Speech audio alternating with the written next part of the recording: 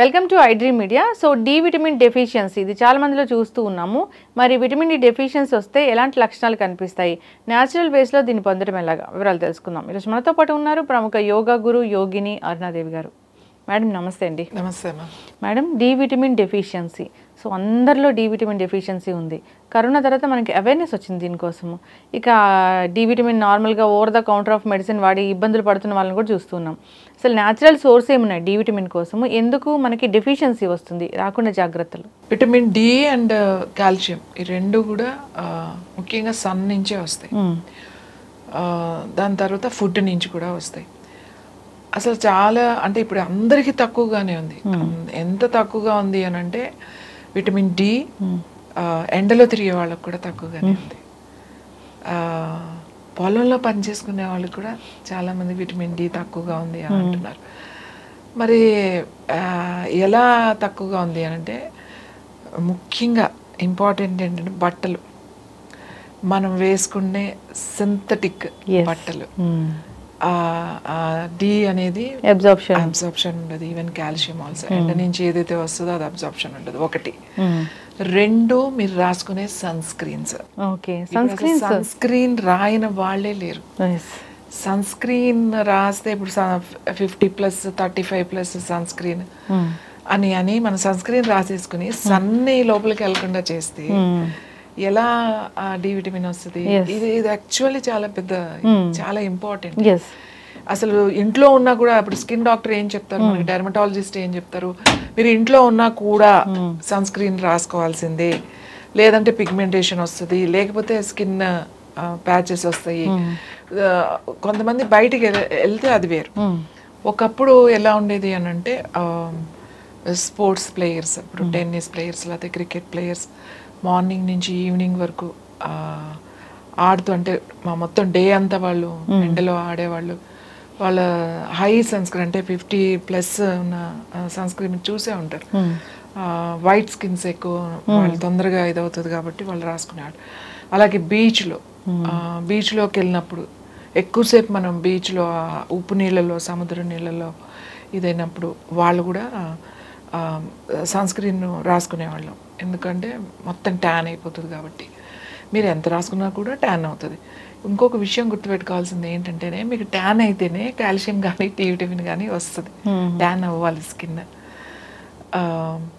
ఇది ఇప్పుడు ఏం చేస్తున్నాం, సన్ స్క్రీన్స్ రాసేస్తున్నాం. ఇంట్లో ఉన్న రాయండి అని ఎందుకు చెప్తున్నారు? ఇంట్లో కూడా ఇప్పుడు డిజిటల్ లైట్స్, ఇంట్లో కూడా ఇప్పుడు అన్ని ఎల్ఈడి లైట్స్ కదా. ఇప్పుడు అంతా ఇంటీరియర్ చూస్తే ఆ లైట్స్ చాలా ఒక ఎవరి ఇంటికి వెళ్ళినా అదేదో ఒక షూటింగ్ సెట్ లాగా ఉంటుంది. సో ఈ లైట్స్ లో ఉన్నారు కాబట్టి ఇప్పుడు డాక్టర్స్ ఇందులో తప్పేం లేదు, మీరు ఇంట్లో కూడా ఆ లైట్స్ లో ఉన్నారు కాబట్టి సన్ స్క్రీన్ రాయండి అని అంటున్నారు. ఇప్పుడు ఇవి హీట్ లైట్స్ అని ఉంటాయి. ఇప్పుడు మనం షూట్ చేస్తున్నప్పుడు ఆ ఫోకస్ లైట్స్ ఉంటాయి. ఆ లైట్స్లో ఉన్నప్పుడు కూడా సన్ స్క్రీన్ కంపల్సరీ రాయాలి. ఎందుకంటే అది ఆర్టిఫిషియల్ లైటింగ్ కాబట్టి మీకు పిగ్మెంటేషన్ ఇలాంటి ప్రాబ్లమ్స్ వస్తాయి. సన్ స్క్రీన్ అటు వేసేసేవాళ్ళు. ఇప్పుడు ప్రతి ఒక్కళ్ళు వాడండి అని ఎందుకు అంటున్నారంటే, ఆ ఇంట్లో ఉన్న లైట్స్, పర్టికులర్గా ఇప్పుడు సాఫ్ట్వేర్ వాళ్ళని తీసుకోండి, వాళ్ళు 24 hours అంటే వాళ్ళు డే అండ్ నైట్ లైట్లోనే ఉంటారు కదా. ఎందుకంటే ఏసీ రూమ్స్, వాళ్ళకి లైట్, అంత లైట్ ఎక్కడి నుంచి వస్తుంది? కంపల్సరీ వాళ్ళ వర్క్ ప్లేస్లో లైట్స్లోనే పనిచేయాల్సి ఉంటుంది. మరి వాళ్ళు కూడా సన్ స్క్రీన్ వాడాలి వాళ్ళు, ఎందుకంటే అది లైట్లో పనిచేస్తున్నారు. అది న్యాచురల్ లైట్ కాదు, అది ఎలక్ట్రిక్ లైట్స్లో పనిచేస్తున్నారు కాబట్టి. అందుకని అందరూ వాడండి అనేసరికి ఇంకా అందరూ, ఈ అవసరం లేని వాళ్ళు కూడా వాడేయడం మొదలుపెట్టాం మనం. ఇంకా అసలు సన్ స్క్రీన్ రాయకుండా బయటికి స్నానం చేశారు, ఫేస్ వాష్ వేసుకున్నారంటే ఫస్ట్ సన్ స్క్రీన్. ఎంత బ్లండ్ మిస్టేక్ చేస్తున్నాం అంటే మనం ఈ సన్ స్క్రీన్ రాసుకుని మనకి విటమిన్ డి అని, కాల్షియం లోపం, డి విటమిన్ లోపం ఉండడానికి ఇవన్నీ కారణం. ఏది మనం వేసుకునే బట్టలు అబ్జార్బ్ చేయకపోవడం, అలాగే మన ఫుడ్ కూడా అలానే ఉంది. తర్వాత ఈ సన్ స్క్రీన్స్. ఒకటి సన్ స్క్రీన్ రాసుకోండి. ఇప్పుడు అందరూ సన్ స్క్రీన్ మానేద్దని నేను చెప్పట్లేదు. ఎప్పుడు ఎవరు రాసుకోవాలి? ఇలా లైట్స్ కింద పనిచేసే వాళ్ళు రాసుకోవాలి. న్యాచురల్ లైట్స్లో ఉండే వాళ్ళకి అసలు అవసరం ఏముంది? ఇప్పుడు మీరు ఒక మామూలుగా ఉన్నారు, విలేజెస్లో ఉన్నారు, లేకపోతే నార్మల్ లైఫ్ ఉంటారు, ఇంట్లో ఉండేవాళ్ళు, వాళ్ళకి ఇలాంటి లైట్స్ అసలు నేనైతే ఇంత లైట్స్ పెట్టుకోవద్దని చెప్తాను. అవసరం ఏముంది, పెట్టద్దు. వెంటిలేషన్ చూసుకోండి అని చెప్తా. వెంటిలేషన్ మనకి డే అంటే రావాల్సిందే, బయట వెంటిలేషన్ రావాలి. మనం అది ఏదో షోకేమో కర్టెన్స్ వేసేసుకుని మళ్ళీనేమో లోపల లైటింగ్ కోసమేమో ఇష్టం వచ్చినట్టు లైట్స్ పెట్టుకుని ఈ లైట్స్ వల్ల ఎన్ని ప్రాబ్లమ్స్ అంటే అందులోనే చదివేస్తాం, అందులోనే మనము ఇది చేస్తాము. ఎలా అంటే అలా కళ్ళకి ప్రాబ్లమే, స్కిన్కి ప్రాబ్లమే. మీకు డెఫిషియన్సీ, కాల్షియం డెఫిషియన్సీ ఎంత సప్లిమెంట్ వేసుకున్నా కూడా మీకు కాల్షియం డెఫిషియన్సీ, ఇది ఎంత ఎండలో కూర్చున్నా ఇవన్నీ రావు. మీకు ఇది రావాలి అని అంటే ప్రతిరోజు ఎవరికైతే విటమిన్ డి డెఫిషియన్సీ ఉందో, ఎవరికైతే కాల్షియం డెఫిషియన్ ఉందో, ప్రతిరోజు ఎండ పడనివ్వండి. మార్నింగ్ హ్యాపీగా 9-10 వరకు ఎండ ఏం పర్వాలేదు, మళ్ళీ ఈవినింగ్ ఏం ప్రాబ్లం లేదు, 4 తర్వాత ప్రాబ్లం లేదు. సన్సెట్ కొంచెం ట్యాన్ అవుతారు, ఏం పర్వాలేదు, కాస్త ట్యాన్ అయినా ఏం కాదు, మనకు ముందు డెఫిషియన్సీ తగ్గుతుంది. తర్వాత అక్కడ స్నానం చేసిన తర్వాత కాటన్ బట్టలు మాత్రమే వేసుకోండి. మీరు సింథటిక్ బట్టలు, టీ షర్ట్లు అవి వేసేసుకోకండి. అందులో ఊరికే జస్ట్ 20% ఉందండి నైలాన్, 20% ఉందండి, 10% ఉందండి పాలిస్టర్ అని చెప్తా ఉంటారు, లైక్రా ఇవన్నీ, హ్యాండ్లూమ్ అంతే. ఇప్పుడు మగవాళ్ళకైతే హ్యాపీగా ఏముంది, చక్కగా ఒక చిన్న షార్ట్ వేసేసుకుని వాళ్ళు కూర్చోవచ్చు. లేడీస్ కూడా నేను చెప్తాను, ఎవరికైనా డ్రెస్ వేసుకునే అలవాటు 4 స్లీవ్లెస్ వేసుకుని కాటన్ వేసుకోండి. చీరలు కట్టుకునే వాళ్ళకి కూడా కాటన్ది కట్టుకోండి. వైట్ది అయితే ఇంకా ఇంకా ఇంకా ఇంకా చాలా మంచిది. వైట్ది అయితే అబ్జార్ప్షన్, స్కిన్ అబ్జార్ప్షన్ బాగుంటుంది. పొద్దున్నే లేచి చక్కగా స్నానం చేసేసి కూర్చొని మీరు కూర్చుని ప్రాణాయామమో లేకపోతే ఏదో ఒకటి మీరు ప్రాక్టీస్ చేసుకోవచ్చు, లేదా కూర్చుని చదువుకోవడం ఏదో ఒకటి చేయండి. ఇంకా భక్తి ఉన్నవాళ్ళు ఆదిత్య హృదయం చదువుకోండి. చదవడం రాకపోతే పెట్టుకుని వినండి ఆదిత్య హృదయం. ఆదిత్య హృదయం చదివినా, మీరు అది చదువుకున్నా, మీరు విన్నా కూడా ఆ శబ్దము బాడీ ఆ సూర్యుడి నుంచి వచ్చే ఆ రేస్ చాలా తొందరగా అబ్జర్వ్ చేస్తాయి. ఇది ఒకటి. తర్వాత చెమట పట్టింది, ఇప్పుడు వరకు ఎండలో కూర్చున్నా అని వెంటనే వచ్చేసి స్నానం చేయకూడదు. కనీసం మీరు ఇలా కూర్చున్నప్పుడు ఇలా ఎండలో ఇలా వాకింగ్ చేసిన మన కాల్షియం ఇలా రావాలి అని అంటే, డి రావాలి అని అంటే 2 గంటల వరకు స్నానం చేయకూడదు. ఎందుకంటే మన ఆ సూర్యరశ్మి నుంచి వచ్చే ఆ రేస్ ఏవైతే ఉన్నాయో మన స్కిన్ మీద 2 గంటలు ఉంటుంది. ఆ స్కిన్ మీద ఉన్న రేస్ని అది మళ్ళీ మార్చుకోవాలి. ఆ లోపల మార్చుకునే ఆ ప్రాసెస్ 2 అవర్స్ ఉంటుంది. కాబట్టి 2 అవర్స్ వరకు స్నానం చేయకూడదు. అందుకే నేను ఏం చెప్తున్నా, ముందే స్నానం చేయండి, ఇంకా బాగా స్కిన్ మంచిగా అబ్జర్వ్ అవుతుంది. ఇంకా నాకు చాలా డెఫిషియన్సీ ఉందండి, నాకు తొందరగా కావాలి అని అనుకున్నారనుకోండి, చక్కగా కొబ్బరి నూనె ఉంటుంది కదా, కొబ్బరి నూనెలో కాస్త నిమ్మ చెక్క పిండుకుని చక్కగా మీకు ఓపుకుంటే చేతులకి, ఫేస్కి, నెక్కి, కాళ్ళకి రాసేసుకుని కూర్చున్నారనుకోండి, చాలా తొందరగా అబ్జర్వ్ చేస్తాయి రేస్ అన్నమాట. కొబ్బరి నూనె, నిమ్మరసం కూర్చుని తర్వాత 2 గంటల తర్వాత స్నానం చేసేయచ్చు. అంటే మీరు రాసుకోకపోయినా తొందరగా రావాలంటే అట్లా చేయండి అని చెప్తున్నా. ఫుడ్ మీకు మష్రూమ్స్, పుట్టగొడుగులు అంటారు, దాంట్లో విటమిన్ డి ఉంటుంది. అన్నిటికన్నా ఎక్కువ మనకి డి ఎక్కువ ఉన్నది దేంట్లో తెలుసా? జున్ను. చాలా మంది జున్ను ఉంటారు కదా, అంటే మళ్ళీ జున్ను అంటే ఇప్పుడు ఏ పౌడర్లు తయారు చేసిన అలాంటి జున్ను కాదు, మామూలుగా గేదెలు ఈనిన తర్వాత జున్ను వండుకుంటారు కదా, దాంట్లో చాలా మీకు మంచి విటమిన్ డి ఉంటుంది. ఇప్పుడు డైట్లు అని చెప్పి చాలామంది అది తింటే వెయిట్ పుట్ ఆన్ అవుతారని చెప్పి తినరు.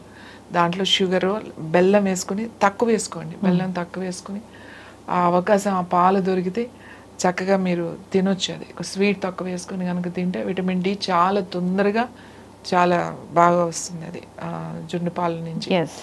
అలాగే ఆకుకూరలో, గ్రీన్స్ అన్నిటిలో కూడా విటమిన్ డి ఉంది. ఎగ్స్ ఉంటాయి.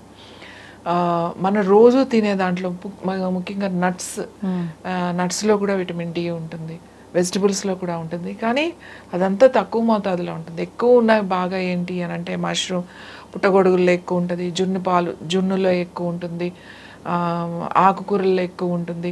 ఇంత తిన్నా కూడా మనకు అన్ని తింటున్నా కూడా డెఫిషియన్సీ ఏంటంటే ఏది చేసినా అక్కడ మీరు ఎండ నుంచి రావాల్సిందే. మీరు ఈ జాగ్రత్తలు కనుక తీసుకుంటే విటమిన్ డి అండ్ కాల్షియం ఈ 2 కూడా మనకి న్యాచురల్గా బాడీ తయారు చేసుకుంటుంది. మీరు ఎండలో కూర్చుంటే ఎండలో నుంచి విటమిన్ డి వచ్చేది, ఆ కిరణాలు మన శరీరంలోకి పడినప్పుడు మన స్కిన్లోంచి తయారవుతుంది. లోపలికి వెళ్ళిన తర్వాత దానికి కావాల్సిన విటమిన్ డి, దానికి కావాల్సిన కాల్షియం అది తయారు చేసుకుంటుంది. కాబట్టి అందరూ కూడా వెంటనే స్నానం చేయకూడదు. ఖచ్చితంగా ఎండలో కూర్చున్నారు అని అంటే ఎండలో అయితే 2 గంటల తర్వాత మాత్రమే స్నానం చేయాలి. ఫుడ్ మీరు ఈ ఆహారం ఏదైతే బాగా రోజు గ్రీన్స్, తర్వాత నట్స్ అన్నిటిలో కూడా కొంచెం కొంచెం ఉంటుంది. నట్స్ అన్నిటిలో కూడా, తర్వాత ఈ జున్ను పాలల్లో ఉంటుంది, వెజిటబుల్స్లో ఉంటుంది.